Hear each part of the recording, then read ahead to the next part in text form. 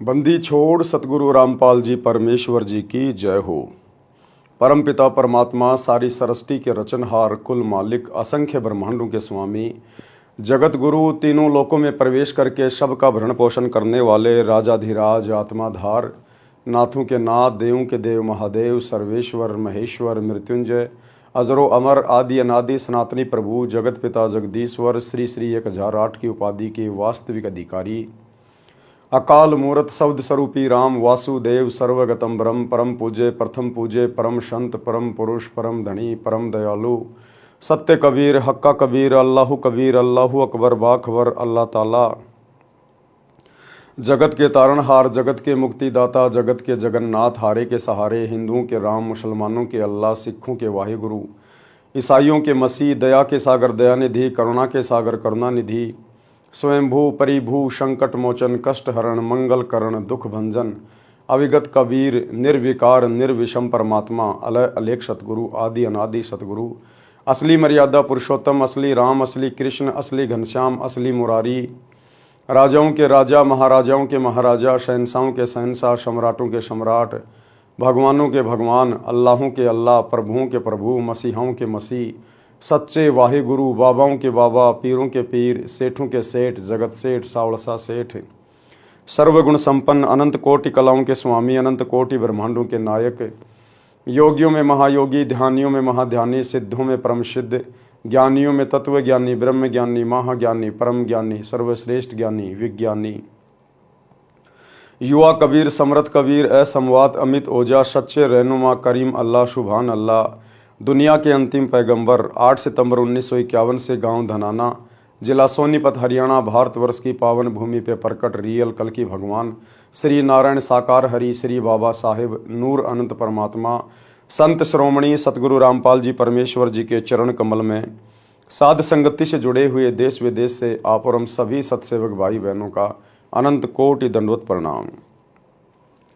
सत्साई भाई और बहनों, दया परमपिता परमेश्वर जी की, सारी सृष्टि के मालिक सतगुरु रामपाल जी की, जिनके विशेष आशीर्वाद से, शुभ आशीर्वाद से, उन्हीं के कर कमल से लिखित पवित्र पुस्तक जीने की राह के ऊपर वीडियो बनाने की श्रृंखला जारी है। इसी श्रृंखला में आज हमारा 18वें नंबर का वीडियो है। भाई और बहनों, प्रत्येक वीडियो में गुरुदेव भगवान के आशीर्वाद से हमें अध्यात्म के विषय में बहुत ही गहरी गहरी बातें पता चल रही हैं, जो बातें हमारे विश्वास को दृढ़ करती हैं, और जो भाई बहन केवल सत्संग ही सुन रहे हैं उन्हें भी बहुत सारी बातों का पता चल रहा है। तो आज के वीडियो में हम आगे बढ़ते हैं। आज का 18वें नंबर का वीडियो, पवित्र पुस्तक जीने की राह, पेज नंबर 136। आज गुरुदेव भगवान हमें पंडित की परिभाषा से परिचित करवा रहे हैं। पंडित, यह शब्द सुनते ही आम आदमी को लगता है कि किसी ब्राह्मण जाति के व्यक्ति की ओर इशारा है, किसी ब्राह्मण जाति की ओर इशारा है, पंडित जाति की ओर इशारा है। लेकिन भाई और बहनों, अध्यात्म में पंडित उसे कहते हैं जो पिंड के विषय में जानता है। पंडित सोई जो पिंड की जाने।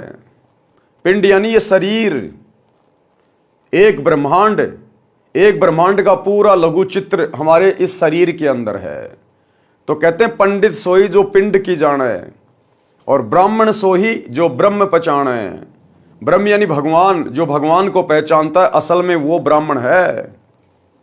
आज इस पृथ्वी पर यदि वास्तव में कोई पंडित है, कोई ब्राह्मण कहलाने का अधिकारी है, तो केवल सतगुरु रामपाल जी के फॉलोवर हैं, जो उस ब्रह्म को पहचान गए, जो वास्तव में पंडित हैं, जिनको ज्ञान है, आत्म ज्ञान है, परमात्म ज्ञान है, जो पिंड के विषय में जानते हैं। तो असल में इस पृथ्वी पर सतगुरु रामपाल जी के भक्तों के अलावा ना तो कोई ब्राह्मण है, ना कोई पंडित है।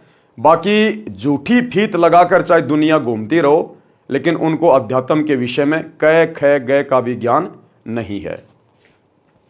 पंडित की परिभाषा, पंडित कहते हैं विद्वान को। जैसे हम लोग सुनते हैं कि रावण को पंडित कहते हैं, पंडित, कि रावण पंडित था। भाई सतयुग में तो कोई जाति थी नहीं। अगर पंडित कोई जाति है तो रावण को फिर पंडित क्यों कहते हैं कि रावण पंडित था? सतयुग में तो पंडित नाम की कोई जाति थी ही नहीं, जाति धर्म उस समय थे ही नहीं, तो रावण को पंडित क्यों कहा जाता है? पंडित यानी विद्वान, जिसे शास्त्रों का ज्ञान हो, भक्ति का ज्ञान हो, उसको कहते हैं पंडित, विद्वान। पंडित कहते हैं विद्वान को। मेरे पूज्य गुरुजी ब्राह्मण जाति में गांव बड़ा पैतावास, तहसील चरखी दादरी, जिला भिवानी, हरियाणा में जन्मे थे। गुरुदेव भगवान कह रहे हैं कि मेरे मुंह बोले गुरुदेव, यानी गुरुदेव भगवान का कोई गुरुदेव नहीं है, ये जगत गुरु हैं। और जो जगत गुरु होता है वो स्वयं परमात्मा होता है, परमेश्वर होता है, जो पूरे जगत को ज्ञान देने के लिए आता है। तो जगत गुरु का कोई गुरु नहीं हो सकता धरती पे। जगत गुरु कबीर परमात्मा को कहते हैं। जाति हमारी जगत गुरु, परमेश्वर है पंथ, दास गरीब लिखित पढ़े, मेरा नाम निरंजन कंत। लेकिन गुरुदेव भगवान ने आप और हमारे तक अपना संदेशा पहुंचाने के लिए, आप और हमें अपनी शरण में लेने के लिए अपने आप को छुपाते हुए एक मुंह बोला गुरु बनाया, गुरु शिष्य परंपरा का निर्वाह किया। तो आदरणीय राम देवानंद जी को 17 फरवरी 1988 के दिन इस कबीर परमेश्वर सतगुरु रामपाल जी ने लोक दिखावे में अपना मुंह बोला गुरु धारण किया। इसलिए गुरुदेव कह रहे हैं कि मेरे जो गुरुदेव थे वो ब्राह्मण जाति में थे, आपको कभी पंडित नहीं कहते थे। यानी आदरणीय राम देवानंद जी परंपरागत पंडित जाति में जन्मे थे, लेकिन उसके बावजूद भी वो कभी अपने आप को ब्राह्मण नहीं कहते थे। मेरे दादा गुरुजी, मेरे गुरुजी के गुरुजी गांव छावड़ा दिल्ली में नजफगढ़ के पास के जाट थे। वे छोटी आयु में ही संत गंगेश्वरानंद जी के सत्संग से प्रभावित होकर उनके साथ हरिद्वार चले गए थे। संत गंगेश्वरानंद जी ने उनको काशी विद्यापीठ में पढ़ने के लिए छोड़ा। वे तीक्ष्ण बुद्धि के धनी थे। 4 विषयों में आचार्य की डिग्री प्राप्त की, जिस कारण से जाट होते हुए भी पंडित चिदानंद जी के नाम से पुकारे जाते थे। गांव गोपालपुर, तहसील खरखोदा, जिला सोनीपत प्रांत, हरियाणा में उनका आश्रम है। उस पर बोर्ड लगा है, पंडित चिदानंद जी गरीबदासी आश्रम गोपालपुर। उनका नाम चिदानंद जी था। कोई ब्राह्मण भाई दुख ना माने, इसलिए पंडित की परिभाषा बताना अनिवार्य था, सो बताई है। क्योंकि आगे का सत्संग पंडित पे चलेगा, विद्वान पे चलेगा। तो कोई परंपरागत पंडित या ब्राह्मण जाति वाला दुख ना माने बातें सुन के कि भाई सतगुरु रामपाल जी तो हम पंडितों को क्रिटिसाइज कर रहे हैं। नहीं, पंडित का मतलब होता है विद्वान, जो गुरु पद पे है, जो लोगों का मार्गदर्शन करता है, उसको कहते हैं ब्राह्मण, पंडित। सुदामा जी पंडित थे। सुदामा जी ब्राह्मण कुल में जन्मे थे। निर्धनता चरम पर थी। कई बार बच्चे भी भूखे सो जाते थे। सुदामा जी की धर्मपत्नी को पता था कि द्वारिका के राजा श्री कृष्ण जी के साथ सुदामा जी की अच्छी मित्रता रही है। पत्नी ने बहुत बार कहा कि आप अपने राजा मित्र कृष्ण से कुछ धन मांग लाओ। सुदामा जी कहते थे कि पंडित का काम मांगना नहीं होता, परमात्मा के विधान को समझकर उसके अनुकूल जीवन यापन करना होता है। गरीबदास जी ने भी कहा है। क्या कहा सुदामा जी ने? हम भक्तों को शिक्षा लेने की आवश्यकता है। आज हमारे गुरु भाई बहन जो साध संगति से नहीं जुड़े हुए हैं, जो ज्ञान को आधार बना के भक्ति नहीं कर रहे, आज वे आश्रमों में फोन पे फोन करते हैं, गुरुजी के पास जेल में मेरी प्रार्थना भेज दो, गुरुजी के पास मेरी अरदास लगा दो, मेरी प्रार्थना लगा दो। कोई क्या मांग रहा है, कोई क्या मांग रहा है। सुदामा जी कह रहे हैं कि ब्राह्मण का काम, पंडित का काम, भगत का काम मांगना नहीं होता। जैसी भक्ति गुरु ने बताई है, हमने उस भक्ति को मर्यादा में रह के, गुरु की आज्ञा में रह के करने की आवश्यकता है। क्या गुरु को पता नहीं कि मेरे भगत को क्या चाहिए, कब चाहिए, किस चीज की आवश्यकता है? सतगुरु अंतर्यामी होते हैं। सतगुरु को बताने की जरूरत नहीं है, सतगुरु से अरदास करने की जरूरत नहीं है। चीटी पायल बाजे पैर, साहिब सुनता है सब लहर। वे अंतर्यामी होते हैं। महाभारत के युद्ध के समय टटीरी पक्षी ने अपने अंडों की रक्षार्थ अपनी आत्मा से परमात्मा से पुकार की थी। सतगुरु ने उस पक्षी की आत्मा की पुकार सुन ली। क्या हमने आज गुरुदेव को फोन करके बताने की जरूरत है, प्रार्थना लगाने की जरूरत है? बीच में कोई एजेंट तैयार करने की जरूरत है क्या? आत्मा और परमात्मा के बीच में कोई दलाल नहीं है, कोई एजेंट नहीं है। तो सुदामा जी शिक्षा दे रहे हैं। क्या कहा सुदामा जी ने जब उनकी पत्नी ने कहा कि श्री कृष्ण जी तो राजा भी हैं और आपके मित्र भी हैं, कुछ धन मांग लाओ।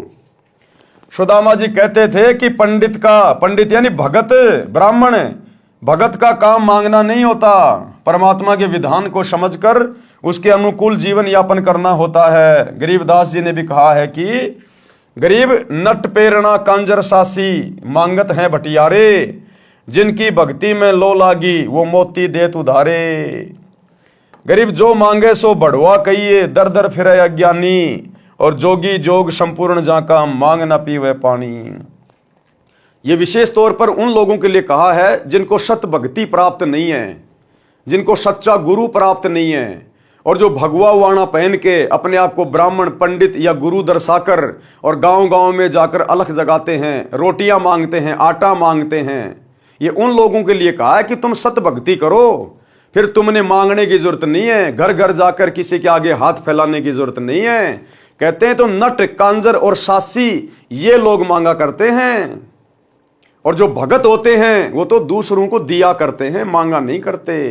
तो गुरुदेव कह रहे ए जगत के लोगों, मांगो मत, परमात्मा से भक्ति की भीख मांगो। अगर एक बार परमात्मा ने तुम्हें भक्ति की भीख दे दी तो उसके बाद तुम्हारे पास किसी चीज की कमी नहीं रहेगी। फिर वो परमात्मा अपने भगत को जगत के आगे हाथ नहीं फैलाने देता।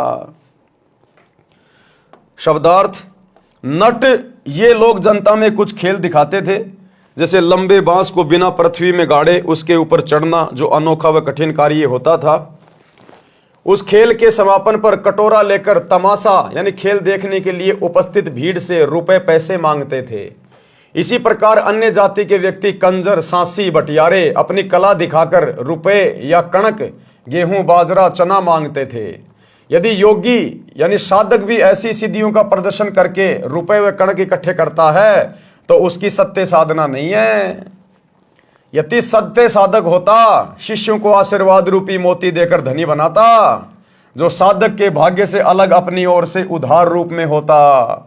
यदि संत दर दर पर जाकर मांगता फिरता है तो वह अज्ञानी है, उसके पास शास्त्र अनुकूल साधना नहीं, वह संत नहीं, भड़वा है, भड़वा। मांगे सो ही भड़वा कहिए, दर दर फिरे अज्ञानी, और जोगी जोग संपूर्ण जिसका मांग न पीवे पानी। भड़वा का अर्थ यहां पर बेशरम है। जोगी यानी साधक की भक्ति संपूर्ण उसकी मानी जाती है जो किसी से कुछ नहीं मांगे। उसके उदाहरण में कहा है कि वह साधक और वस्तु तो छोड़ो, पानी भी मांगकर नहीं पीता। जो असली साधक होता है वो पानी भी मांगकर नहीं पीता, वो भी परमात्मा व्यवस्था कर देगा किसी और में प्रेरणा करके। भाई और बहनों, जब ये दास हिसार जेल में गया और जब मुझे जेल के अंदर छोड़ा गया तो जैसे ही मैं जेल में गया मुझे प्यास बहुत भयंकर लग रही थी। अब मैंने सोचा यहां पानी मैं पीऊं किसका, सब लोग ऐसे गंदे संदे दिखाई दे रहे हैं यहां तो मुझे एक कमरे में छोड़ दिया गया और भी वहां पर बहुत सारे लोग थे। तो मुझे बहुत जोर की प्यास लग रही थी। तो जैसे ही मैं उस ब्लॉक के अंदर गया और जाते ही उन कैदियों का जो सरदार होता है, 10, 15, 20, 50 कैदी जिस ब्लॉक में होते हैं, उनका एक ठेकेदार होता है, उसको कहते हैं लम्बड़दार। तो लम्बड़दार ने मुझे देखकर कहा कि आ जाओ आ जाओ आ जाओ, बैठो बैठो बैठो बैठो। मैं बैठ गया वहां पर। कहां से आए हो, क्या नाम है, क्यों आए हो, मैंने 2-4 बातें उसको बता दी। अब उसने तुरंत कहा कि मुझे पता है आपको प्यास लग रही है।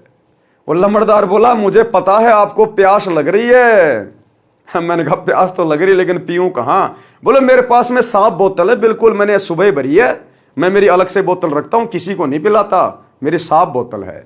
तो उसमें से उसने मुझे पानी दिया, मैंने परमात्मा की अंदेव की आरती की और फिर मैंने पानी पिया।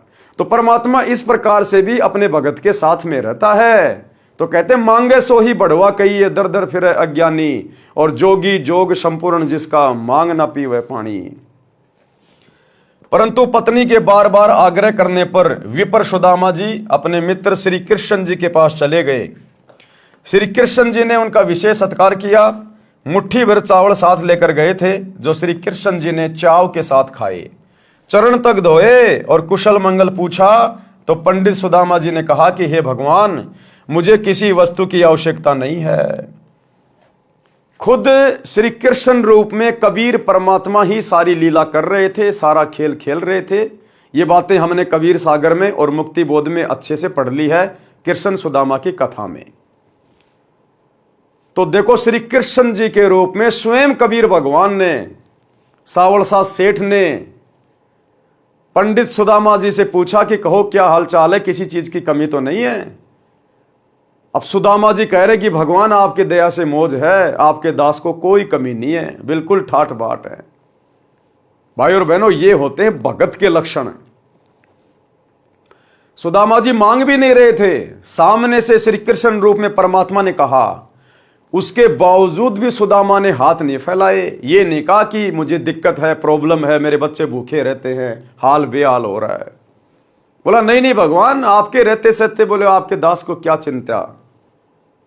उधर शेख फरीद की हमने कथा पढ़ी, उसने अपनी आंख निकाल के दे दी उस बुढ़िया को कि जल्दी से मुझे आग दे दे, नहीं तो मेरे गुरुजी नाराज हो जाएंगे। आंख निकाल दी, आंख पे कपड़ा बांध के गुरुजी के पास आया और गुरुजी ने कहा, शेख फरीद क्या हो गया। बोला गुरुजी क्या हो सकता आपके दास को, आपके रहते सहते गुरुदेव आपके दास को क्या हो सकता है, मौज है मौज है। और आज हम कलयुग की पिछली पीढ़ी के भगत हैं, सच्चा सतगुरु प्राप्त करके, सच्ची भक्ति प्राप्त करके, तत्व ज्ञान लेकर और आश्रम के नंबरों पर लाइन लगा रखी है भीख मांगने के लिए, लाइन। अरे भक्ति से कौन से दिन प्राप्त करोगे। अरे गुरु के विधान अनुसार भक्ति करके कौन से दिन प्राप्त करोगे, कब प्रसन्न करोगे गुरुदेव को। या खाली मांगते रहोगे, ये आदत छोड़ोगे नहीं। असंख्य जन्म नट प्रेरणा कांजर सासी बन के मांगे, आज तुम भगत बन के भी मांग रहे हो। अरे ये वो सतगुरु है जिससे मांगने की जरूरत नहीं है, इसने तो सब कुछ दे दिया। गुरु समान दाता नहीं, याचक शिष्य समान है, 3 लोक की संपदा सो गुरु दीनी दान। अरे 21 ब्रह्मांड का सबसे उत्तम नाम दे दिया तुम्हें, सबसे बड़ी संपत्ति, और फिर भी तुम मांगे जा रहे हो, मांगे जा रहे हो, भिखारी बन रहे हो। जो भक्ति गुरुदेव ने दे दी उसको मर्यादा में रह के करो, अपने गुरु को परमात्मा मान के विश्वास करके भक्ति करो, तुम्हें मांगने की जरूरत नहीं पड़ेगी, कांजर सासी भटियारा बनने की जरूरत नहीं पड़ेगी तुम्हें। अपने गुरु से केवल भक्ति मांगी जाती है। लेकिन तुमने तो लाइन लगा दी, गुरुजी से मेरी प्रार्थना कर दो, मेरा पोता हो जाए, मेरा बेटा नौकरी लग जाए, मेरा मकान बन जाए। गुरुदेव कहते हैं तुम्हें मांगना भी नहीं आता, चौथा युग आ गया। कहते भक्ति दान मोहि दीजिए देवन के देवा हो, जन्म पाया भूलू नहीं करहूं पद सेवा हो। भगत ने केवल भक्ति मांगनी चाहिए अपने गुरु से, सांसारिक और भौतिक सुख नहीं मांगने चाहिए, केवल भक्ति। भक्ति में सर्वस्व आ जाता है अगर मर्यादा में रह के करोगे तो श्री कृष्ण रूप में कबीर परमात्मा सतगुरु रामपाल जी ने खुद कहा कि भाई क्या चाहिए, बाकी सब ठीक है। तो सुदामा जी कह रहे बिल्कुल चंगा। तो पंडित सुदामा जी ने कहा कि ये भगवान मुझे किसी वस्तु की आवश्यकता नहीं है, आपकी कृपया से ठीक निर्वाह हो रहा है, जबकि घर पर पूरा परिवार भूखा मर रहा था। 1 सप्ताह श्री कृष्ण जी के पास रुककर सुदामा जी घर को चल पड़े। एक बार भी नहीं कहा कि कुछ धन दे दो, वे जानते थे कि कबीर बिन मांगे मोती मिले, मांगे मिले न भीख, और मांगन से मरना भला, यह सतगुरु की सीख। शब्दार्थ कबीर परमात्मा ने भी बताया है कि जो पूर्ण परमात्मा की सत्य साधना करता है, तो आज हम पूर्ण परमात्मा की सत्य साधना कर रहे हैं नहीं कर रहे। हमारे गुरुजी पूर्ण परमात्मा है या नहीं है, 2000% पूर्ण परमात्मा।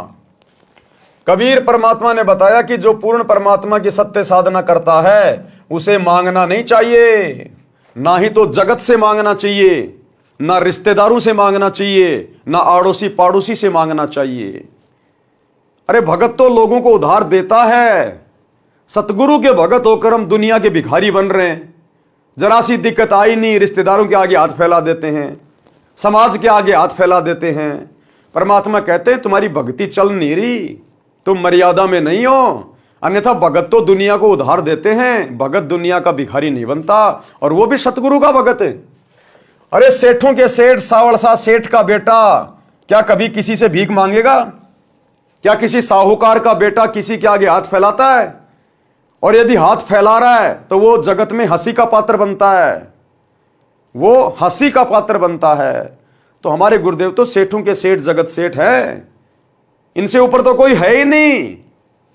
और इनके बेटा बेटी होके यदि हम जगत से, समाज से, रिश्तेदारों से, यार दोस्तों से भीख मांगते हैं, भाई देना जरा 5000 रुपये उधार, देना जरा 10,000 रुपये उधार, तो हमसे बड़ा भिखारी है कोई दुनिया में? कबीर परमात्मा ने भी बताया है कि जो पूर्ण परमात्मा की सत साधना करता है उसे मांगना नहीं चाहिए। मांगने से परमात्मा रुष्ट हो जाता है, उसको भिक्षा भी नहीं मिलती।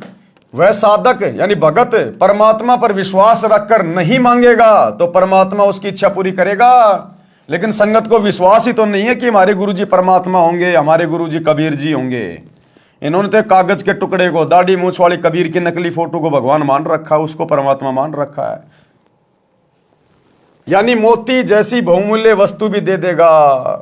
पूर्ण सतगुरु यही शिक्षा देता है कि मांगने से तो व्यक्ति जीवित ही मर जाता है, मांगने से तो मरना भला है।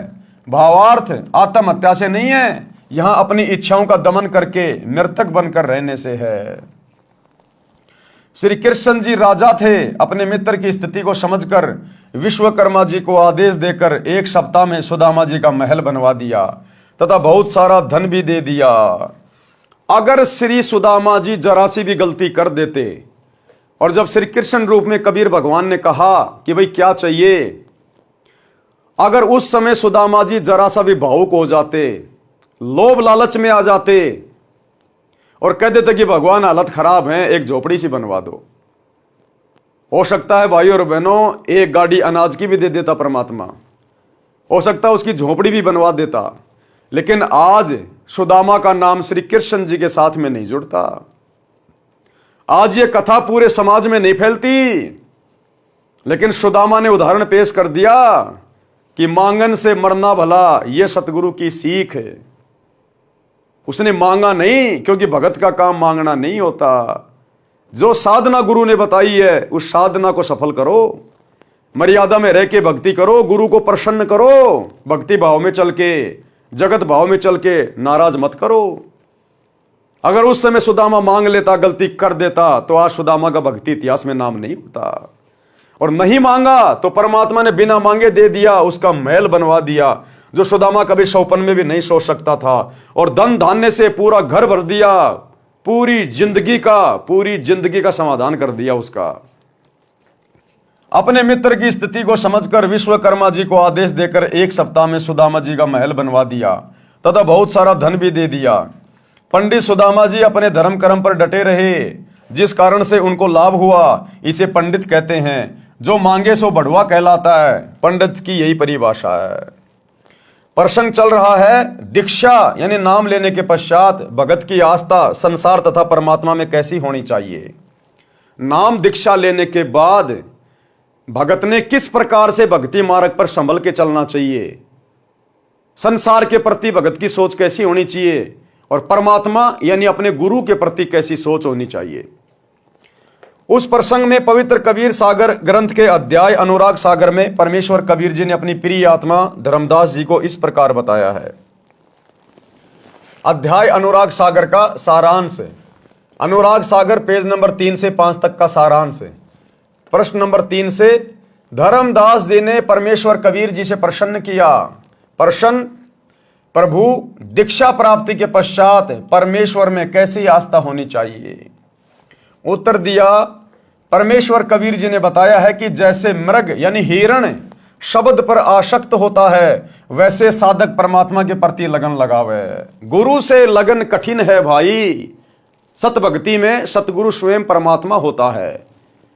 तो कहते हैं नाम दीक्षा लेने के बाद जिस प्रकार वो हिरण जो एक शब्द के ऊपर आसक्त हो जाता है, उसके बाद वो शिकारी उसके साथ जो मर्जी करे, उसको काटे या घर ले जाए, लेकिन वो हिरण विवश हो जाता है उस शब्द को सुनकर उसकी धुन के ऊपर, और शिकारी के घुटनों पे आके अपना सर रख देता है।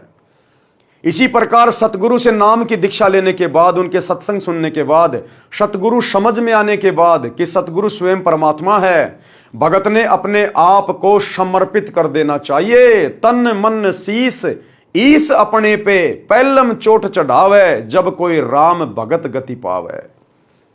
यानी फिर भगत ने समाज की तरफ नहीं देखना, संसार की तरफ नहीं देखना, जीवित ही मृतक हो जाना चाहिए। क्योंकि सतगुरु के शरण में आने के बाद सतगुरु हमें जो ज्ञान देगा, जो भक्ति देगा, जो मर्यादाएं देगा, उस आधार से समाज से, जगत से हमारा कोई विशेष लगाव होना ही नहीं चाहिए। ना हम कोई त्योहार मनाएंगे, ना हम फालतू की परंपराओं को निभाएंगे, ना हम व्यर्थ के रीति रिवाजों को निभाएंगे, ना हम घूमने जाएंगे, ना कोई पिकनिक पे जाएंगे, तो भला फिर समाज से यारी दोस्ती रिश्तेदारी निभाने के लिए बच क्या गया? हम तो समाज की तरफ से मर जाते हैं। और जैसे हमें गुरुदेव भगवान कहें, जो मर्यादा बता दी, जो नियम बता दिए, हमने केवल उसी हिसाब से चलना है, एक कदम भी आउट नहीं चलना। और नाम दीक्षा लेकर यदि हम राजनेताओं की रैलियों में धक्के खाते रहेंगे, दुनिया के आरक्षणों में जाके बैठ जाएंगे, गुंडों की सीबीआई जांच करवाएंगे, जाटों की धर्मशाला बनवाएंगे, स्टेडियम बनवाएंगे, अयोध्या में भंडारा लगाएंगे, बजरंग दल के साथ बैठ के बांग्लादेश के मुसलमानों के खिलाफ नारे लगाएंगे, तो भैया फिर सतगुरु कुछ नहीं करेगा। इसका मतलब अभी आपको ना तो सतगुरु समझ में आया, ना अभी आपको ज्ञान समझ में आया। तो गुरुदेव के कहने का मतलब है कि नाम दीक्षा लेने के बाद आपने भी उस हिरण की तरह अपने गुरुदेव के चरणों में स्वयं को न्योछावर कर देना चाहिए, समर्पित कर देना चाहिए। केवल गुरु की मर्यादा और भगत का पैर, यानी एक भी अपना कदम गुरु की मर्यादाओं के खिलाफ नहीं जाना चाहिए, गुरु की आज्ञा के खिलाफ नहीं जाना चाहिए, तब जाकर वो भगत सफल होगा। इसलिए कहते हैं गुरु से लगन कठिन है भाई, लगन लगे बिन काम न सरता, जीव प्रलय हो जाई। गुरु से लगन कठिन है भाई, समर्पित काल होने नहीं देता। हिरण यानी मृग पकड़ने वाला एक यंत्र से विशेष शब्द करता है जो हिरण को अत्यंत पसंद होता है। जब वह शब्द बजाया जाता है तो हिरण उस ओर चल पड़ता है, और शिकारी जो शब्द कर रहा होता है उसके सामने बैठकर मुख जमीन पर रखकर समर्पित हो जाता है, अपने जीवन को दांव पर लगा देता है। इसी प्रकार उपदेशी को परमात्मा के प्रति, किस परमात्मा के प्रति? सतगुरु के प्रति समर्पित होना चाहिए, अपना जीवन न्योछावर कर देना चाहिए, यानी समाज से हट जाना चाहिए, सामाजिक परंपराओं से हट जाना चाहिए, रीति रिवाजों से हट जाना चाहिए, केवल अपने गुरुदेव के आदेश के अनुसार ही चले जो सत्संगों में उन्होंने बता दिए होते हैं। दूसरा उदाहरण, हमने किस प्रकार अपने सतगुरु के प्रति समर्पित होना चाहिए, तब जाकर हमारा ये मोक्ष वाला बात बनेगा, जन्म मरण का रोग कटेगा। पतंग यानी पंख वाला कीड़ा जो प्रकाश बहुत प्रिय है, यानी जो पतंग होता है उसको प्रकाश यानी लाइट बहुत प्यारी लगती है। अपनी प्रिय वस्तु को प्राप्त करने के लिए वह दीपक, मोमबत्ती, बिजली की गर्म लाइट के ऊपर आसक्त होकर उसे प्राप्त करने के उद्देश्य से उसके ऊपर गिर जाता है और मृत्यु को प्राप्त हो जाता है। कहने का मतलब है हम अपने गुरुदेव भगवान के वचन पर इस कदर दृढ़ हो जाएं कि हमने समाज को नहीं देखना, यारी दोस्ती रिश्तेदारी को नहीं देखना, वो चाहे हमें कितना ही कुछ कहें, कितना ही ताना मारें, कितना ही व्यंग करें, हमें कैसा भी कुछ कहें, लेकिन हमने उनकी बातों की ओर ध्यान नहीं देना, तवज्जो नहीं देना। गुरुदेव की मर्यादाओं के अनुसार, गुरुदेव के आदेश के अनुसार ही हमने अपना जीवन यापन करना है। इसी प्रकार भगत को परमात्मा प्राप्ति के लिए मर मिटना चाहिए। समाज की परंपरागत साधना को तथा अन्य शास्त्र विरुद्ध रीति रिवाजों को त्यागने तथा सत्य साधना करने में कठिनाई आती हैं, उनका सामना करना चाहिए। चाहे कुछ भी कुर्बानी देनी पड़े, कुछ भी कुर्बानी, जैसे मीराबाई ने कुर्बानी दी, मीराबाई ने सब कुछ छोड़ दिया अपने गुरुदेव की मर्यादाओं के लिए, भक्ति के लिए।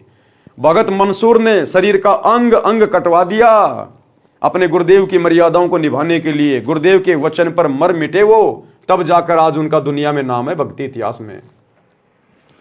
पीछे नहीं हटे। तीसरा उदाहरण, किस प्रकार अपने गुरुदेव पर समर्पित होना चाहिए। पुराने समय में पत्नी से पहले यदि पति की मृत्यु हो जाती थी तो पत्नी अपने पति से इतना प्रेम करती थी, वह अपने मृत पति के साथ उसी चिता में जलकर मर जाती थी। अगर भक्ति करूंगा तो केवल अपने गुरु की, अगर भक्ति करूंगा तो केवल अपने गुरु की, वरना यह शरीर छोड़ना मंजूर, लेकिन भक्ति करूंगा तो सतगुरु की। उस समय घर तथा कुल के व्यक्ति समझाते थे कि तेरे छोटे छोटे बच्चे हैं, इनका आपके बिना कौन पालन करेगा। चाचे ताऊ किसी के बच्चों को नहीं पालते। जब तक माता पिता होते हैं तब तक कुल के व्यक्ति प्यार की औपचारिकता करते हैं, वास्तव में प्रेम तो अपनों में ही होता है। आप इन छोटे छोटे बच्चों की ओर देखो, बच्चे पिता के वियोग में रो रहे होते हैं, माता का पल्लू पकड़कर रोकते हैं। उस स्त्री को उसके सोने के आभूषण भी दिखाए जाते हैं, देख इनका क्या होगा, कितने सुंदर तथा बहुमूल्य आभूषण हैं। आप अपने बच्चों में रहो, परंतु वह स्त्री प्रेम वश होकर उसी चिता में जिंदा जलकर मर जाती है। इसी प्रकार सतगुरु की शरण में आने के बाद ये काल या फिर काल प्रेरणा से अन्य समाज के लोग जो उपदेशी नहीं हैं, वो हमें कितना ही परेशान करें, कितना ही तंग करें, कितना ही लोभ लालच दें, भगत के अंदर लोभ लालच का अंश भी प्रवेश नहीं करना चाहिए। क्योंकि परमात्मा कहते हैं कामी क्रोधी लालची इनसे भक्ति ना होए, भक्ति करे कोई सूरमा जात वर्ण कुल खोए। यानी काल हमें हर प्रकार से तोड़ने का भी प्रयास करेगा। पहले हमारे को ये गरीबी में रख के प्रयास करता है कि ये भक्ति छोड़ दे दुखी होके, फिर एक समय बाद ये हमारे को इतना धन देगा, इतना धन देगा कि हो सकता है ये धन में पागल होकर लोभ लालच में आकर भक्ति में जो है आस्था हटा ले, भक्ति में ढीला पड़ जाए। तो हमें हर प्रकार से यहां पर तोड़ने का प्रयास किया जाएगा और उस समय वो हमारी परीक्षा होती है। तो भगत ने ये चीजें नहीं देखनी है। जिस प्रकार वो स्त्री जो अपने पति के प्रेम में पागल होती है, वो अपने छोटे छोटे बच्चों को जो रो रहे होते हैं उनको भी नहीं देखती। सोने चांदी के उसके आभूषण उसके सामने लाए जाते हैं, इनको कौन पहनेगा, ये लाखों रुपए के आभूषण हैं।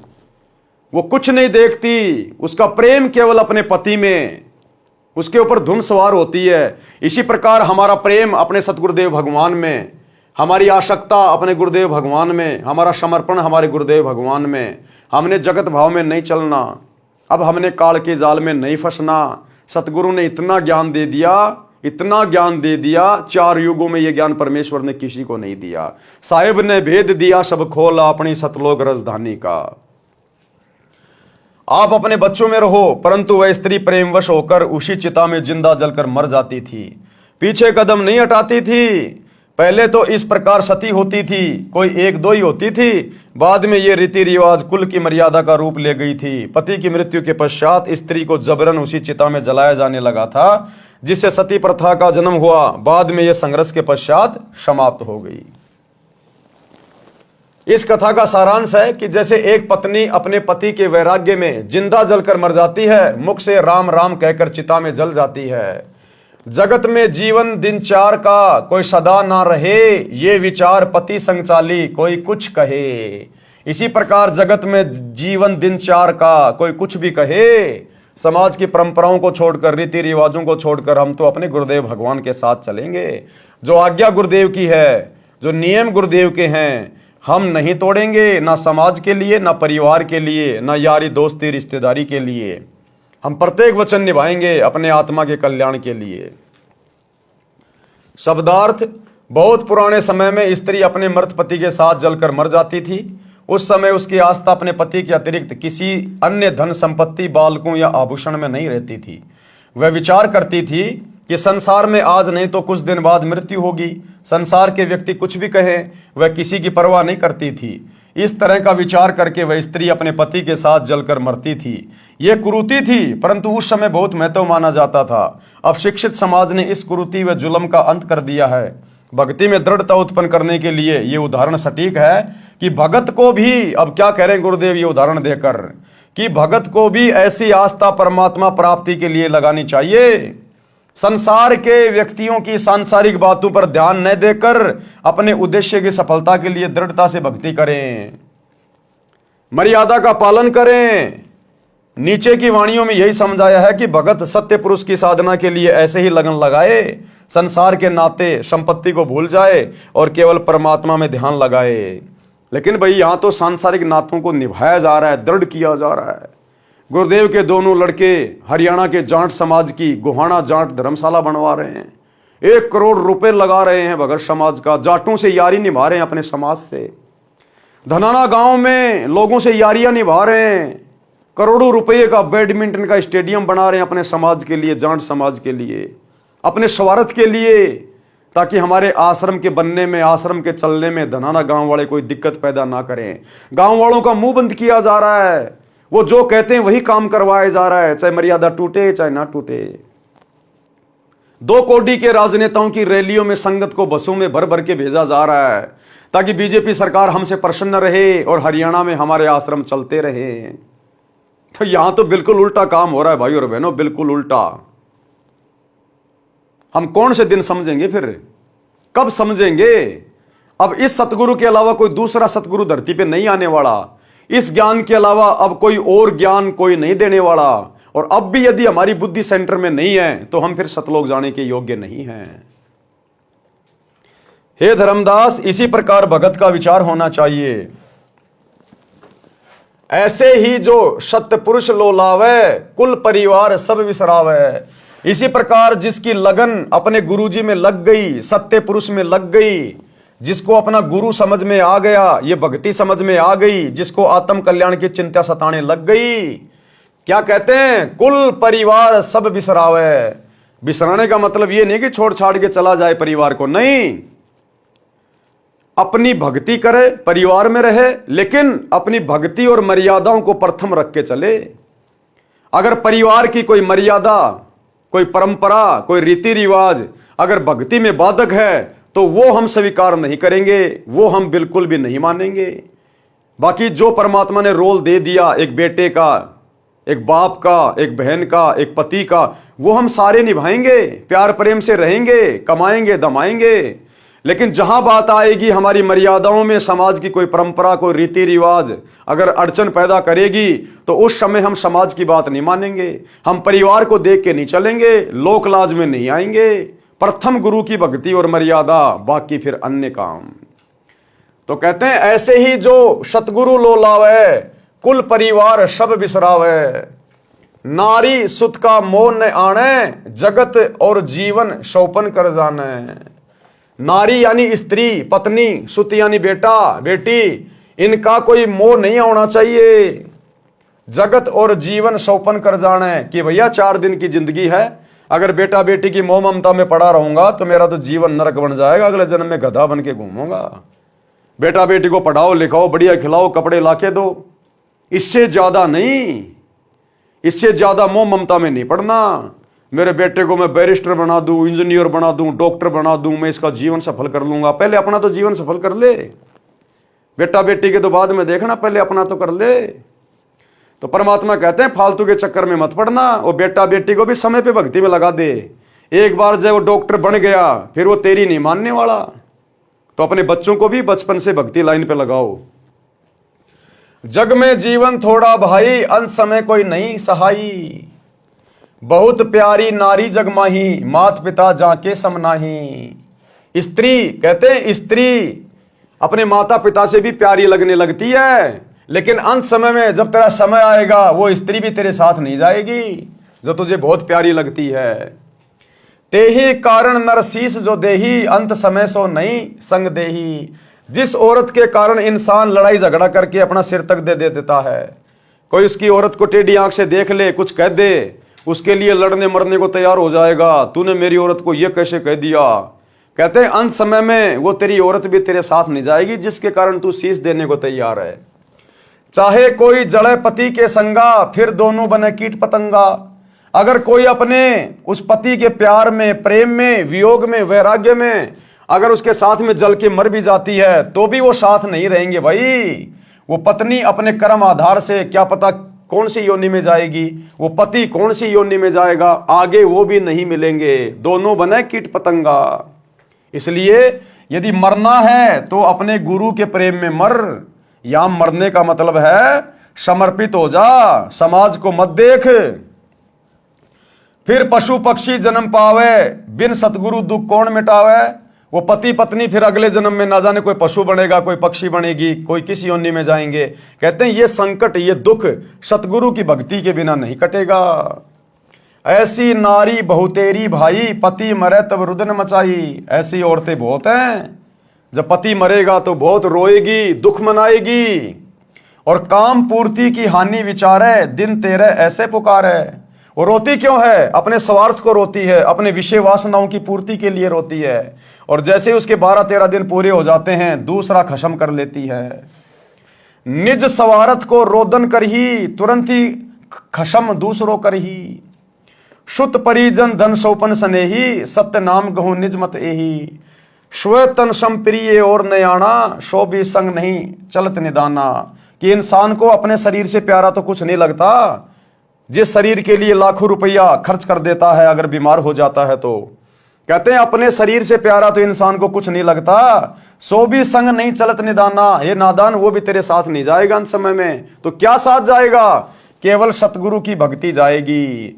गुरु राम पाल मेरा हरदम साथी, रह शब्द रूप में साथ। ये परमात्मा साथ रहेगा, इसकी भक्ति साथ रहेगी। ऐसा कोई ना दिखे भाई अंत समय में हो सहाई, सतगुरु के अलावा अंत समय में कोई भी सहायक नहीं है, सब यहीं रह जाएंगे। ये झूठे रिश्ते नाते सब यहीं रह जाएंगे। आदि अंत का सखा बुलाया, झूठे जगनातों में फिर उमाया। आदि अंत का सखा, ये है वो मित्र आदि अंत का, जिसने हमें उत्पन्न किया और अंत में यही हमें संभालेगा। ये परमात्मा सतगुरु आदि अनादि है, सतगुरु मध्य है मूल। सतगुरु को सिजदा करूं एक पलक नहीं भूल। तो कहते तूने अपने सतगुरु को तो बुला दिया और झूठे रिश्ते नातों में मगन होके बैठ गया। आदि अंत का सखा बुलाया, झूठे जगनातों में फिर उमाया। अंत समय जब दूत गल दबावे, ता समय कहो कौन छुड़ावे। जब यम के दूत आएंगे अंत समय में, भक्तिहीन प्राणी का गला दबाएंगे, उस समय कहते तुझे कौन बचाएगा उनसे। सतगुरु है एक छुड़ावन हारा, निश्चय कर मानू कहा हमारा। काल को जीत हंस ले जाही, सतगुरु काल पर विजय प्राप्त करवा के अपने हंस को सतलोक ले जाता है। काल को जीत हंस ले जाही, अविचल देश जहां पुरुष रहाई। जहां जाय सुख होय अपारा, बहुर न आवे इस संसारा। ऐसा दृढ़ मता कराही, जैसे सूरा लेत लड़ाई। यानी भगत ने भक्ति मार्ग पर इतना दृढ़ होना पड़ेगा, भक्ति करे कोई सूरमा, जात वर्ण कुल खोए। ऐसा दृढ़ मता कराही, जैसे सूरा लेत लड़ाई। जैसे सूरवीर योद्धा लड़ाई के मैदान में जिस प्रकार से टक्कर लेता है, पीठ नहीं दिखाता, चाहे शरीर का अंग अंग कट जाए, तो भक्ति मार्ग पर आने के बाद भगत को भी सूरवीर बनना पड़ेगा। किसी के साथ लड़ना नहीं, झगड़ना नहीं, लेकिन अपनी मर्यादाओं के लिए, अपनी भक्ति के लिए उसने इस प्रकार सूरवीर की तरह संघर्ष करना पड़ेगा। समाज की लोकलाज में नहीं आना, लड़ना नहीं, झगड़ना नहीं, लेकिन अपनी मर्यादाओं के लिए फिर किसी के आगे झुकना नहीं। टूक टूक हो मरे रण के माही, पूठा कदम कबू हटावे नहीं। वो योद्धा टूक टूक होकर अंग अंग उसका कट जाएगा युद्ध के मैदान में, लेकिन वापस कदम नहीं हटाता। तो जो सच्चा भगत होता है वो इसी प्रकार पीछे कदम नहीं हटाएगा। मंसूर की तरह, मंसूर को बांध दिया गया रस्सियों से, तलवार लेके सामने खड़े हैं कि बंद कर दे अनल हक बोलना, अनल हक अनल हक। एक हाथ काट दिया, बंद कर दे, नहीं दूसरा काटेंगे, अनल हक दूसरा काट दिया। एक पैर काट दिया, बंद कर दे, अनल हक दूसरा पैर काट दिया, गर्दन काट दी। कहते हैं इस प्रकार अपने गुरु जी के प्रति लो लगानी है, इतना समर्पित होना है सतगुरु की भक्ति के प्रति। और यहां छोटी छोटी बातों पे छोटा छोटा पीला पर्चा निकाल दिया जाता है। गुरु जी का आदेश है, नरेंद्र मोदी की रैली है गोहाना के सोनीपत में, बसों में भर के जाना है। 4 बजे तो भगत नहा धो के तैयार हो जाते हैं कि कब आएंगे, कब आएगा मेरा पति, मैं अपने ससुराल जाऊंगा नरेंद्र मोदी की रैली में। जाटों के आरक्षण में चलना है भगत जी। अरे भगत जी चलेंगे, कोई काम ही नहीं है, फ्री हूं मैं, चलो चलो चलो टाइम पास कर लेंगे। क्या खाक सूरवीर की भूमिका निभाओगे? आम जगत वालों से भी गए गुजरे हो गए, आम जगत वालों से भी गए गुजरे। ये सतगुरु सहन कैसे कर रहा, हमें तो ये नहीं पता। सतगुरु सब कुछ आंखों देखकर भी सहन कैसे कर रहा है, वरना अब तक तो संगत को मर मरा के गधा कुत्ता बन जाना चाहिए था, जो कर्म संगत कर रही है अपने गुरुदेव की गैर हाजिरी में बरवाला कांड के बाद है। लेकिन भाई ये दीन दयाल है, राम किसी को मारे नहीं, मारे तो हत्यारा राम, अपने आप ही मर जाओगे कर कर खोटे काम।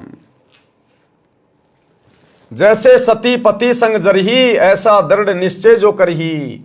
यानी जब तक जीवित हैं भक्ति करेंगे तो सतगुरु की करेंगे, इतना दृढ़ निश्चय होना चाहिए भगत को। साहेब मिले जग कीर्ति होई, विश्वास कर देखो कोई। हम है राह बतावन हारा, माने वचन भव उतरे पारा। छल कपट हम नहीं कराही, निस्वार्थ परमात्म करे भाई। परमात्मा कहते हैं ये छल कपट की भक्ति हम नहीं करवाते, निस्वार्थ परमात्म करे भाई। जीव एक जो शरण पुरुष की जावे, प्रचारक को घना पुण्य पावे। यानी परमेश्वर का ज्ञान प्रचार करने वाला भी बहुत सारे पुण्य का भागी बनता है। कोटि धेनु जो कटत बचाई, एता धर्म मिले प्रचारक ताही। जैसे 1 करोड़ गायों को किसी कसाई के हत्थे से कटने से बचाया जाए, इतना पुण्य ज्ञान प्रचारक को मिलता है। लावे गुरु शरण दीक्षा दिलावे, आपा न थापे सब कुछ गुरु को बतावे। गुरु के चरणों में लावे और उनको दीक्षा दिलावे और अपने ऊपर कुछ भी नहीं रखे कि मैंने तेरे को नाम दिला दिया, मेरे कारण तू गुरु जी से जुड़ा है। नहीं, अपने ऊपर नहीं थोपना, नहीं तो गधा बन के घूमेगा कि भैया सतगुरु ने दास को निमित्त बनाया है। सतगुरु ने दास की भी सेवा लगानी थी, दास को निमित्त बना के परमात्मा ने आप तक संदेशा पहुंचाया है। बस इतना ही, अपने ऊपर नाले कभी कि मैंने 200 भक्तों को नाम दिला दिया, मैं हर समागम में 20 भक्त लेके जाता हूं, ये नहीं, अभिमान नहीं। जो कोई प्रचारक गुरु बन बैठे, परमात्म रूठे काल का नाठ है। अगर कोई नालायक खुद ही अगर गुरु बन गया, जैसे वो संजय दिल्ली वाला बन गया, कहते परमात्मा रूठ जाएगा और काल तुम्हारे कान पकड़ लेगा। फिर 1,28,000 झूठे गुरु रोवे, पड़े नरक में ना सुख सोवे। 28 लाख इस प्रकार के गुरु नरक में पड़े ऊपर। अब कहे हैं भूल भई बारी, हे सतगुरु सुध ले हमारी। और अब उस नरक में जाने के बाद जब उन्हें पता चला कि तुम तो अधिकारी नहीं थे, अब वो रो रहे हैं, चिल्ला रहे हैं कि सतगुरु हमें बचाओ, सतगुरु हमें बचाओ। बोए बबूल आम कहां खाई, कोटि जीवन को नरक पठाई। ऐसी गलती ना करहूं सुजाना, सत्य वचन मानो परवाना। शब्दार्थ, उपरोक्त वाणियों का भावार्थ है कि जब लड़का युवा होता है तो उसका विवाह हो जाता है। विवाह के पश्चात माता पिता से भी अधिक लगाव अपनी पत्नी में हो जाता है। फिर बच्चों से ममता हो जाती है। यदि पति की मृत्यु हो जाती है तो पत्नी साथ नहीं जाती। कुछ समय पश्चात यानी 13वीं क्रिया के पश्चात छोटे बड़े पति के भाई के साथ सगाई विवाह कर लेती है। पति को पूर्ण रूप से भूल जाती है। यदि कोई अपने पति के साथ जल मरती है तो अगले जन्म में पक्षी या पशु योनि में दोनों भटक रहे होते हैं। गुरुदेव के कहने का मतलब है, सांसारिक लोगों के ऊपर आस्था करोगे तो तुम्हें ना तो यहां कुछ मिलेगा, ना मरने के बाद कुछ मिलेगा। और यदि अपने सतगुरु के प्रति समर्पित रहोगे, मर्यादाओं में रह के भक्ति करोगे, गुरु को प्रसन्न करोगे, तो ये लोक भी सुखी और परलोक भी सुखी। जिस पत्नी के लिए पुरुष अपनी गर्दन तक कटा लेता है, यदि कोई किसी की पत्नी को बुरी नजर से देखता है, मना करने पर भी नहीं मानता है, तो पति अपनी पत्नी के लिए लड़ मरता है। फिर वही पत्नी पति की मृत्यु के उपरांत अन्य पुरुष से मिल जाती है। ये भले ही समय की आवश्यकता है, परंतु भगत के लिए ठोस शिक्षा है। यानी जगत वाले, रिश्तेदार, नाते वाले जो अनुपदेशी हैं, वो हमारे कभी हो ही नहीं सकते। हमें समझा गुरुदेव ये रहे हैं कि तुम जिन झूठे रिश्ते नातों में उलझ के बैठे हो ना, कि ये मेरा फलाना, ये मेरा फलाना, ये मुसीबत में मेरे काम आएगा, परमात्मा कहते हैं तुम्हारी भूल है, ये परम सत्य मान लेना। इसी प्रकार किसी व्यक्ति की पत्नी की मृत्यु हो जाती है तो वह कुछ समय उपरांत दूसरी पत्नी ले आता है। पति अपने पति के लिए अपना घर, भाई बहन, माता पिता त्याग कर चली जाती है, परंतु पत्नी की मृत्यु के उपरांत स्वार्थ के कारण रोता है। परंतु जब अन्य व्यक्ति विवाह के लिए कहते हैं तो सब भूलकर तैयार हो जाता है। भावार्थ है कि सब स्वार्थ का नाता है। इसलिए सत्य भक्ति करके उस सतलोक में चलो जहां जरा यानी वृद्धावस्था तथा मरण यानी मृत्यु नहीं है। आगे चेतावनी दी है कि हे भगत, अपने शरीर के समान इंसान को कुछ भी प्रिय नहीं होता। अपने शरीर की रक्षार्थ लाखों रुपए इलाज यानी ट्रीटमेंट में खर्च कर देता है, ये विचार करके कि यदि जीवन बचा तो मेहनत मजदूरी करके रुपए तो फिर बना लूंगा। यदि रुपए नहीं होते हैं तो संपत्ति को भी यही विचार करके बेच देता है और अपना शरीर बचाता है। परमेश्वर कबीर जी ने समझाया है कि हे धर्मदास, स्व तन सम प्रिय और नयाना, जो भी संग ने चलत निदाना।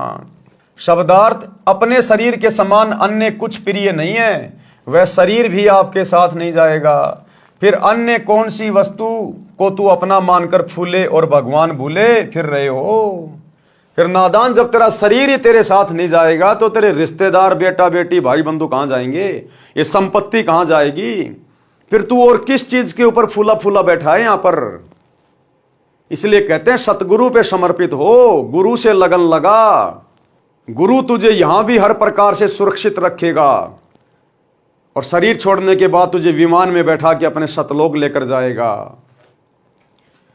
सर्व संपत्ति तथा परिजन एक सौपन जैसा साथ है। कबीर परमेश्वर जी ने कहा है कि मेरी अपनी राय ये है कि पूर्ण संत से सत्य नाम यानी सत्य साधना का मंत्र लेकर अपने जीवन का कल्याण कराओ। और जब तक आप सौपन संसार में हैं तब तक सौपन देखते हुए पूर्ण संत की शरण में जाकर सच्चा नाम प्राप्त करके अपना मोक्ष कराओ। सभी प्राणी जीवन रूपी रेलगाड़ी में सफर कर रहे हैं। जिस डिब्बे में बैठे हो वह आपका नगर है, जिस सीट पर बैठे हो वह आपका परिवार है, जिस जिसकी यात्रा पूरी हो जाएगी वे अपने अपने स्टेशन पर उतरते जाएंगे। यही दशाई संसार की है। जैसे यात्रियों को मालूम होता है कि हम कुछ देर के साथी हैं, सभ्य व्यक्ति उस सफर में प्यार प्रेम से रहते हैं, एक दूसरे का सहयोग करते हैं। इसी प्रकार हमने अपने सौपन वाले मानव जीवन के समय को व्यतीत करना है। सौपन टूटेगा यानी शरीर छूटेगा तो पता चलेगा ये क्या था। वह परिवार तथा संपत्ति कहाँ है जिसको संग्रह करने में अनमोल जीवन नष्ट कर दिया। गुरुदेव के कहने का मतलब है इस परिवार में, रिश्तेदारियों में, समाज में, इन रिश्ते नातों में ज्यादा मत उलझो, केवल अपनी जिम्मेदारियों तक सीमित रहो। हद से ज्यादा मोह ममता में पड़ोगे, परमात्मा की भक्ति से छूट जाओगे। अंत में काल यही तुम्हारा पैर खींच लेगा वापस। जहां आशा तां बाशा होई, मन कर्म वचन सुमरियो सोई।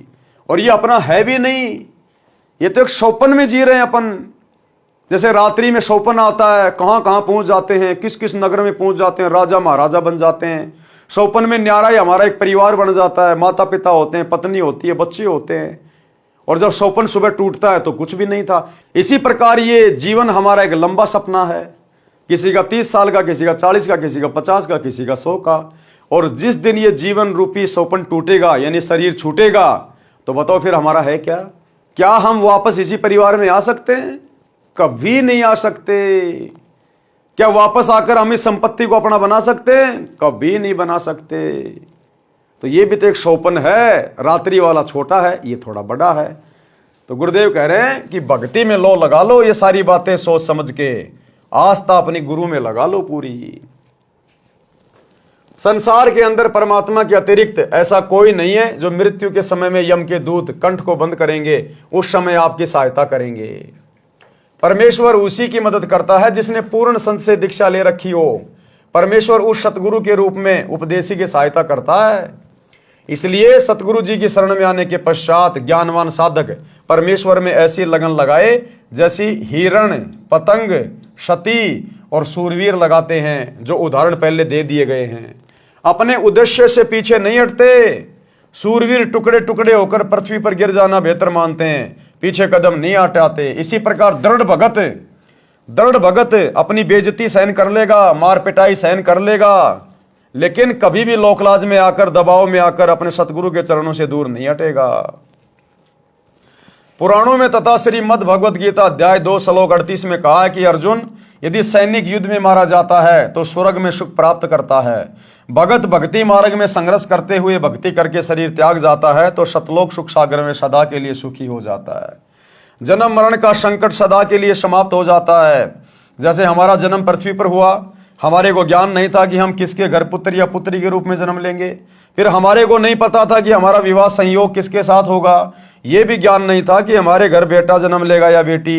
ये सब पूर्व जन्म के संस्कारवश होता चला गया।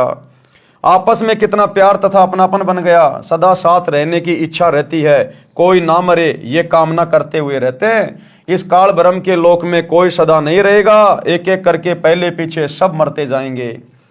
सारे जीवन में जो संपत्ति इकट्ठी की थी वह यहीं रहेगी। जीव खाली हाथ जाएगा, परंतु जो पूर्ण संत से सच्चे नाम की दीक्षा लेकर साधना करेगा वह सतलोक जाएगा। वहां पर ऐसे ही जन्म होगा जैसे पृथ्वी पर होता है, उसी प्रकार परिवार बनता चला जाएगा। वहां पर कोई कर्म नहीं करना पड़ता। सर्व खाद्य पदार्थ प्रचुर मात्रा में सतलोक में हैं। सदाबहार पेड़ पौधे, फुलवाड़ी, मेवा, काजू, किशमिश, मनुखा, दाग, दूध के समुद्र। सतलोक में वृद्ध अवस्था नहीं है, मृत्यु भी नहीं है। इसको अक्षय मोक्ष कहते हैं, यानी सदा सदा के लिए मोक्ष, अविनाशी मोक्ष, पूर्ण मुक्ति कहते हैं, जो गीता अध्याय 18 श्लोक 62 तथा अध्याय 15 श्लोक 4 में कहा है। तथा जिस सिद्धि यानी मोक्ष शक्ति को नैष्कर्मीय सिद्धि कहा गया है, जिसका वर्णन गीता अध्याय 3 श्लोक 4, अध्याय 18 श्लोक 49 से 62 में है। इस काल ब्रह्म यानी ज्योति निरंजन के 21 ब्रह्मांडों के क्षेत्र में सभी प्राणी कर्म करके ही आहार प्राप्ति करते हैं। सतलोक में ऐसा नहीं है, वहां बिना कर्म किए सर्व सुख पदार्थ होते हैं।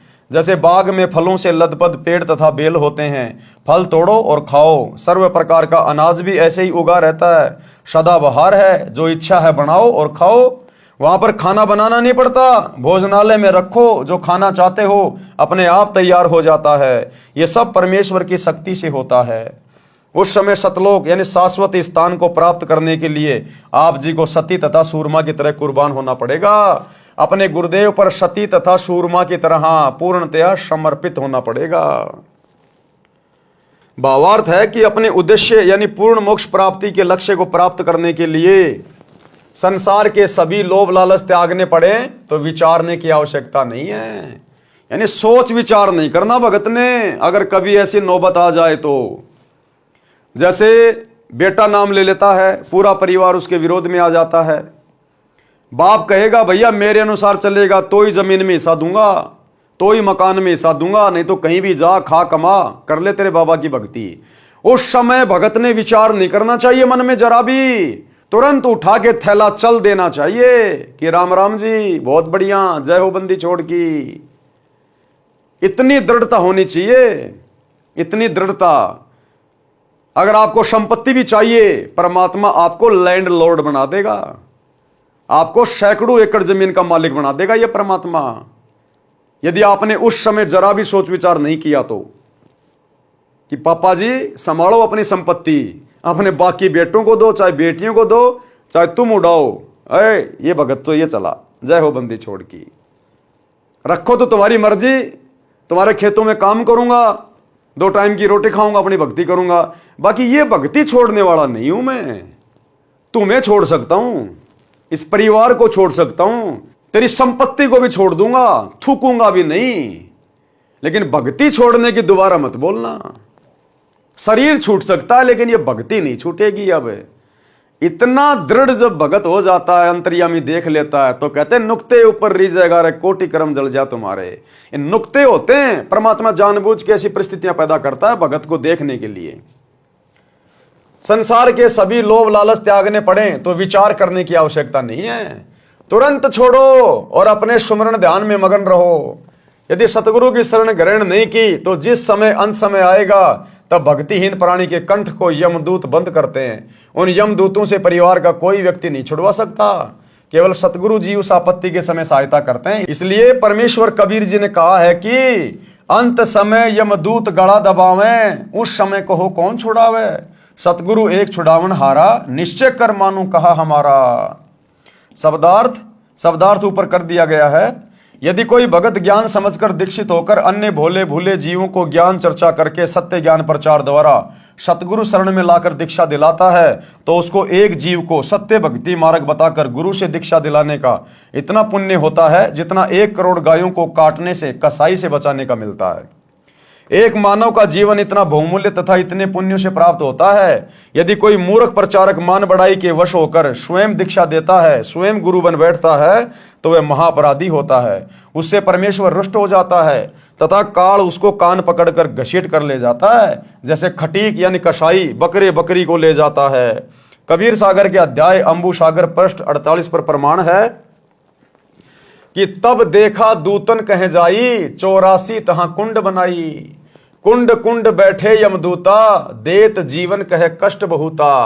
तहां जाए हम खड़े रहावा, देखत जीव विनय बहु लावा। झूठे कड़ीहार यानी नकली सतगुरु की दशा जो नरक में पड़े हुए थे। पड़े मार जीव करे बहु शोरा, बांध बांध कुंडन में बोरा। 1,28,000 पड़े वो झूठे गुरु, बहुत कष्ट तहां करत पुकारा। हम भूले सवारत संगी, अब हमरे नाही अर्दंगी। हम तो जरत हैं अग्नि मंजारा, अंग अंग सब जरत हमारा। कौन पुरुष अब राखे भाई, करत गुहार चक्षु डल जाई। ज्ञानी यानी कबीर जी वचन, ये वाणी नकली कबीर पंथियों ने अपने हिसाब से बनाई हुई है, हमें इस वाणी से कोई लेना देना नहीं है। असली वाणी नीचे है जो गुरुदेव ने बताई है।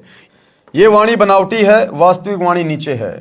दुर्दशा देख दया दिल आवा, अरे दूत तुम जीवन भरमावा।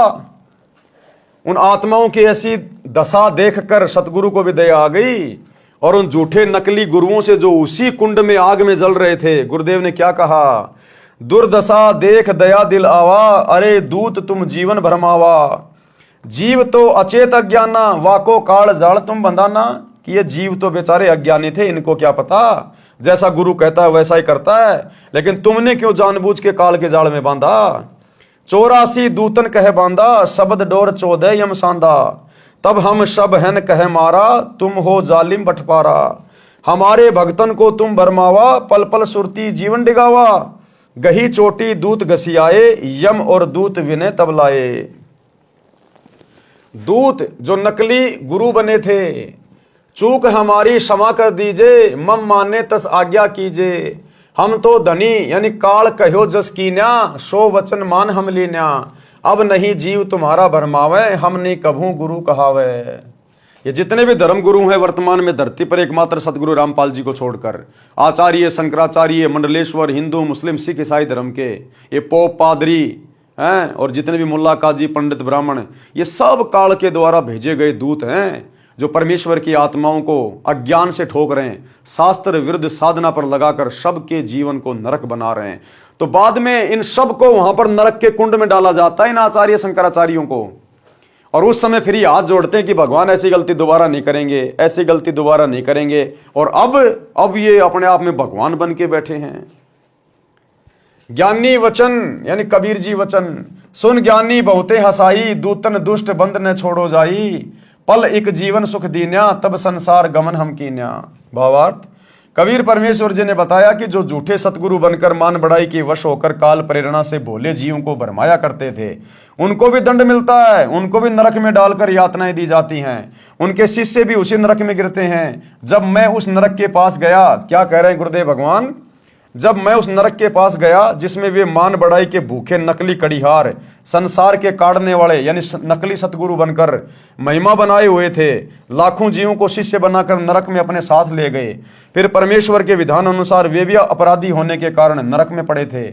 उस नरक क्षेत्र में कुंड बने हैं, प्रत्येक कुंड में जीव पड़े हैं तथा यमदूत सता रहे हैं। वे 28 लाख नकली सतगुरुओं ने मुझे देखकर अर्जी लगाई कि हमें बचा लो प्रभु। कारण यह था कि जो यमदूत उन्हें नरक में मार पीट रहे थे, वे सब परमेश्वर कबीर जी की शक्ति के सामने कांपने लगे। इस कारण से उन नकली सतगुरुओं को लगा कि ये कोई परम शक्ति वाले देव हैं। परमेश्वर कबीर जी ने कहा कि तुमने भोले जीवों को भ्रमित किया, अपने आप को पूर्ण सतगुरु सिद्ध किया। तुम्हें पता भी था कि तुम्हारे पास नाम दीक्षा का अधिकार नहीं, तुम्हें पूर्ण मोक्ष का ज्ञान नहीं। अपने स्वार्थवश लाखों मनुष्यों के अनमोल जीवन का नाश कर दिया। वे काल जाल में फंसे रहे। फिर मैंने उन दूतों, काल के बनाए कड़ीहारों को तथा अन्य यमदूतों को मारा, चोटी पकड़कर घसीटा। फिर नकली सतगुरु ने कहा कि हमने तो अपने धनी यानी मालिक काल ब्रह्म की आज्ञा का पालन किया है, अब आप जैसे कहोगे हम वैसे ही करेंगे। मैंने कहा, किसने कहा? गुरुदेव ने। मैंने कहा कि तुमको छोड़ा नहीं जाएगा। जो जीव उन नकली गुरुओं के शिष्य बनकर जीवन नष्ट कर गए थे, वे भी वहीं उनके साथ नरक में पड़े थे। जब तक मैं कौन? कबीर परमेश्वर जी। लिख कौन रहे हैं? सतगुरु रामपाल जी। जब तक मैं कबीर परमेश्वर जी वहां रहा, उन जीवों को नरक का कष्ट नहीं हो रहा था। इस प्रकार उनको कुछ समय का सुख देकर वहां से चलकर संसार में आया। मेरे आने के पश्चात वे नकली गुरुओं तथा उनके भोंदू शिष्यों को फिर से नरक की यातना प्रारंभ हो गई। इसलिए पूर्वोक्त वाणी में कहा है कि यदि कोई प्रचारक स्वयं गुरु बन बैठा तो परमेश्वर रुष्ट हो जाएगा और काल कान ऐठेगा अर्थात कष्ट देगा। इसलिए हे सज्जन पुरुष, कभी ऐसी गलती न करना, मेरे वचन को प्रमाणित मानना। तो भाई और बहनों, ये इतनी अच्छी अच्छी बातें भक्ति मार्ग पर गुरुदेव भगवान हमें बता रहे हैं ताकि हम निकट भविष्य में कभी भी कोई गलती ना कर बैठे। हम भगत हैं, आजीवन भगत बनकर ही भक्ति करते रहेंगे। हमारा मकसद मोक्ष प्राप्ति है, ना कि दुनिया को मोक्ष का ठेका दिलवाना। परमात्मा कहते हैं आत्म प्राण उद्धार ही, ऐसा धर्म नहीं कोई और। सबसे पहले तो अपनी आत्मा का कल्याण करवाओ, फिर दूसरे भाई बहनों को समझाओ और स्वयं गुरु मत बनो, स्वयं दीक्षा मत दो, अपने सतगुरु के पास लेकर जाओ। और कभी भी इस बात का फिर अहंकार मत करना कि मैंने तुझे नाम दिलाया, मैं नहीं मिलता तो तेरे को सतगुरु नहीं मिलता, मैंने 500 लोगों को नाम दीक्षा दिला दी। इस मान बढ़ाई में कभी मत आ जाना, अन्यथा काल कान ऐठ लेगा। करे करावे साइया, मन में लहर उठा, दादू सिर धर जीव के आप बगल हो जा। तो करने कराने वाला सब कुछ सतगुरु है। आप और हम केवल 2 कोटि के जीव हैं। हम केवल यंत्र हैं, रिमोट सतगुरु के हाथ में है। इसलिए अपने आप को यंत्र मानकर ही भक्ति मार्ग पर चलते रहना चाहिए। तो भाई और बहनों, आज के वीडियो में केवल इतना ही। कल रात्रि 8 बजे सभी भाई बहन फिर से लाइव जुड़िए एक नई वीडियो के साथ में। तब तक गुरुदेव भगवान हम सबको आज्ञा दें, इजाजत दें, सद्बुद्धि दें, आशीर्वाद दें। बंदी छोड़ सतगुरु रामपाल जी भगवान की जय हो।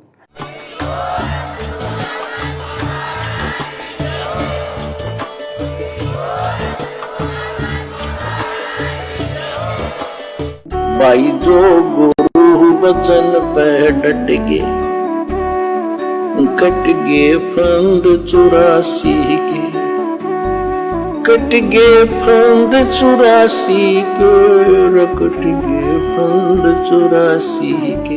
भाई जो गुरु वचन पे डट गे, कट गे फंद 84 के, कट गे फंद 84 के, कट गे फंद